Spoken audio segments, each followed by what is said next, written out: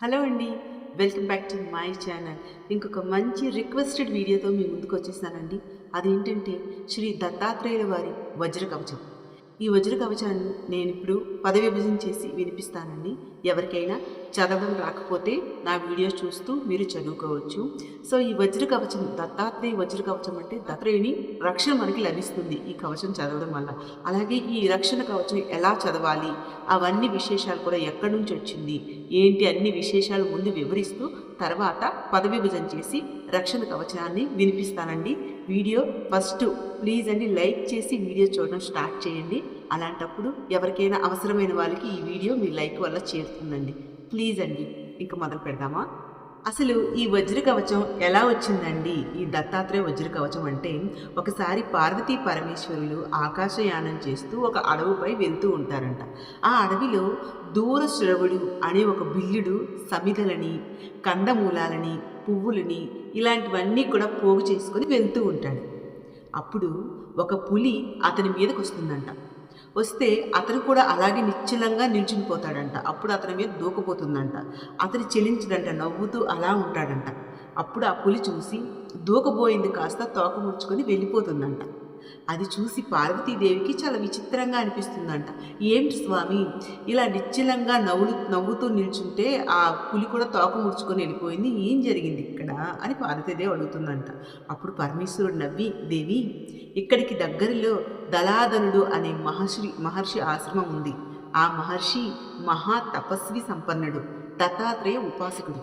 ఆయనకు ఒకసారి దత్తాత్రేయ స్వామి ప్రత్యక్షమై తన నోటితో తన వజ్ర కవచాన్ని స్వయంగా ఉపదేశించాడు. ఉపదేశిస్తే అది ఇతని విన్నాడు. వినడం వల్ల శత్రు దుర్భేద్యమైంది అని చెప్పారంట. చెప్పేసరికి అమ్మవారు అడిగారంట, స్వామి అతను వింటేనే అంత శక్తి వచ్చింది అన్నారే, మరి ఎవరైనా దాన్ని అనుసంధానం చేస్తే ఇంకెంత శక్తి వస్తుంది, ఎలా చేయాలి అని అంటే అప్పుడు అయ్యవారు, అయితే ప్రపంచానికి అందాల్సిన సమయం ఆసన్నమైంది, నీ సంకల్పం దేవి, ఇప్పుడు నేను చెప్తాను అని అప్పుడు ఆ ప్రయోగం గురించి అంటే ఎలా చదవాలి ఏంటని చెప్పారంట. అయితే స్వామివారు ఏం చెప్పారంటే దీన్ని 1008 సార్లు కానీ చదవగలిగితే భగవంతుడి మీద మనసు నిలుపుకుంటూ చదవాలండి. అంటే ఏదో ఫాస్ట్గా చదివేయడం కాదండి. భక్తితో మనస్సు నిలుపుకొని 1008 సార్లు కానీ చదవగలిగితే చాలా మంచి ఫలితం ఉంటుందటండి. మనసు దత్తాత్రేయ స్వామి మీద అనుసంధానం చేసి చదివితే అలా ఒకసారి చదివినట్టు అనమాట. అలా మీకు రోజుకి ఎన్నిసార్లు వీలైతే అలా చదువుతూ 1008 సార్లు కానీ పూర్తి చేస్తే అప్పటికి ఆ మంత్రం సిద్ధిస్తుందటండి. అలా ఇంకా ఎక్కువ చేయగలిగితే ఇంకా చాలా మంచి శక్తులు కూడా ఇస్తుందంటండి. ఇది పురాణాలు చెప్తున్నాయన్నమాట. దాంతోపాటు పరమేశ్వరుడు ఇంకొన్ని ప్రయోగాలు చెప్పారంటండి. ఉదాహరణకి ఆ మంత్రాన్ని మేడి చెట్టు మొదట్లో కానీ కూర్చొని చదివారనుకోండి, జీవితంలో అభివృద్ధి అనేది ఏదైతే మీరు కోరుకుంటున్నారో అది వస్తుందంట. అలానే మామిడి చెట్టు మొదట్లో చేస్తే మంచి జీవిత భాగస్వామి దొరుకుతారంట. అలాంటివి చాలా ప్రయోగాలు ఈశ్వరుడు చెప్పారంట. ఇంతకీ దీని స్ట్రక్చర్ ఎలా ఉంటుందో తెలుసా అండి? ఇందులో 100 శ్లోకాలు ఉంటాయండి. అందులో మొట్టమొదటి 27 శ్లోకాలు పార్వతీ పరమేశ్వరుల సంవాదం ఉంటుంది. తర్వాత న్యాస ఉంటుంది. తర్వాత 15 శ్లోకాలు ధ్యానం ఉంటుందండి. తర్వాత పంచోపచార పూజ ఉంటుంది. అవన్నీ అయ్యాక 22 శ్లోకాలు వస్తాయండి. అవి దత్తాత్రేయ వజ్ర కవచాలు అన్నమాట. 22 శ్లోకాలు. దాని తర్వాత 28 శ్లోకాలు ఫలశ్రుతి ఉంటుంది.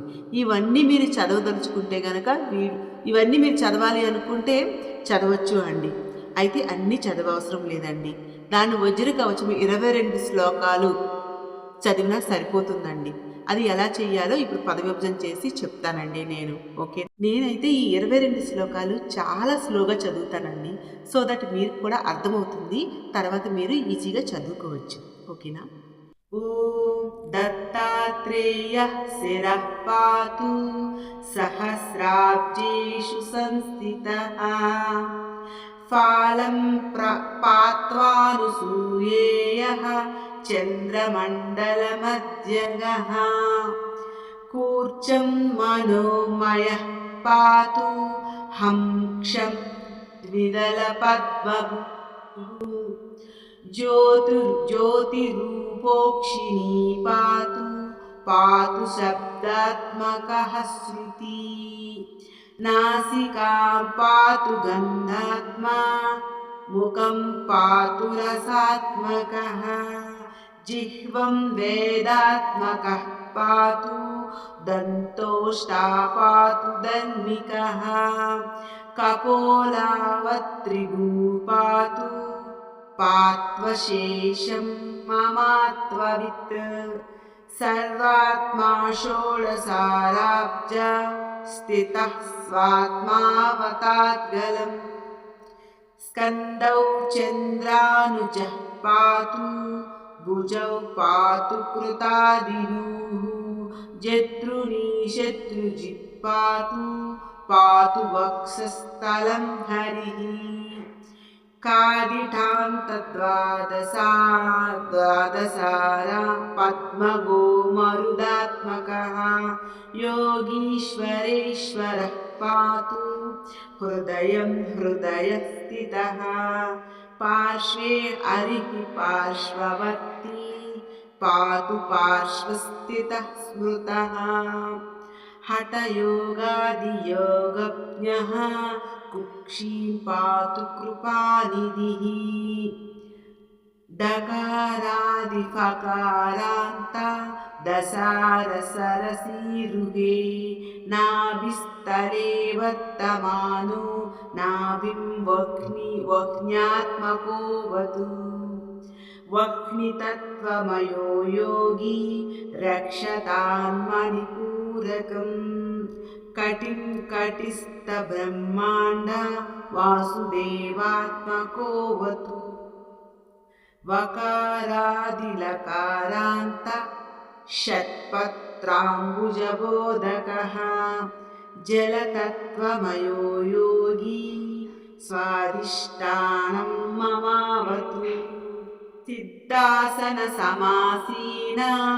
ऊरू सिद्धेश्वरोऽवतु वादिसान्त चतुष्पत्र सरोरुहनिबोधकः मूलाधारं महीरूपो रक्षतात् वीर्यनिग्रही पृष्ठं च सर्वतः पातु जान्युन्यस्तकराम्बुजः जङ्गे पात्ववधूतेन्द्रः पात्वाङ्घ्रितीर्थपावनः सर्वाङ्गं पातु सर्वात्मा रोमाण्यवतु केशवः चर्माम्बरः पातु रक्तं भक्तिप्रियोऽवतु मांसं मांसकरः पातु मज्जात्मकोऽवतु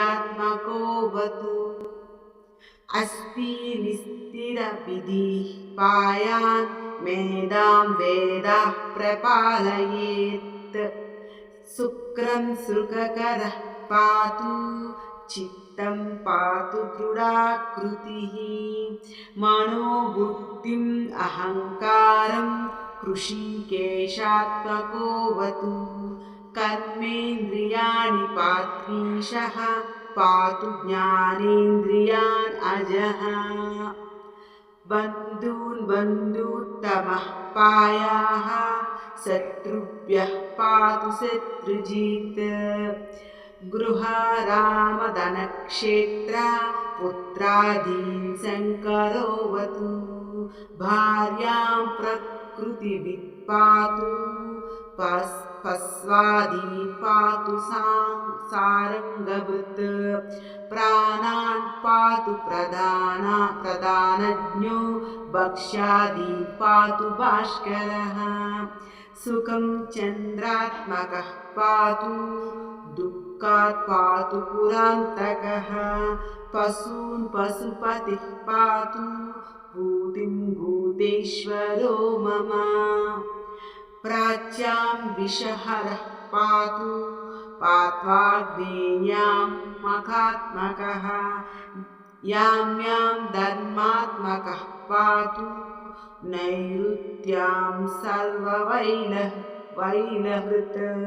वरः पातु वारुण्यां वायव्यां प्राणदोवत् कौबेर्यां धनदः पातु पात्वैशान्यं महागुरुः